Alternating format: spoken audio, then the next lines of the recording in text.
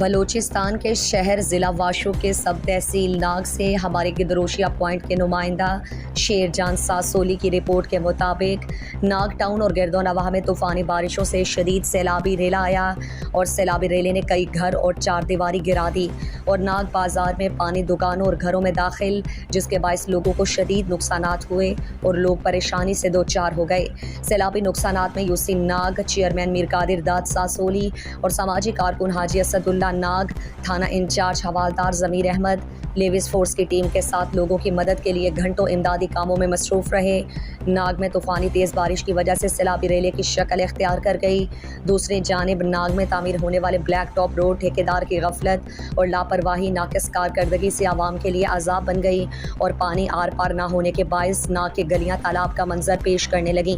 لوگوں کے دکانوں اور گھروں میں بارش کا پانی ہونے کے ساتھ ساتھ نشیبی علاقے زیر آب آ گئے۔ درجنوں مقامات پر پانی جمع ہے اور بڑے اور کشادہ پل کے بجائے تنگ پل بنا کر پانی کا راستہ روک گیا، جس سے لوگوں کو نقصانات اٹھانے پڑے اور سیلابی پانی تنگ پل کی وجہ سے بلیک ٹاپ روڈ پر گزر کر گھروں اور چار دیواروں میں داخل ہو گیا۔ جہاں پل کی ضرورت تھی وہاں پل نہیں بنایا گیا ہے اور بدلے میں شہریوں کو نقصان اٹھانا پڑا۔ ناگ کے سماجی حلقوں نے صوبائی حکومت کے ذمہ داران سے سیلاب متاثرین کے نقصانات کی فوری ازالہ سمیت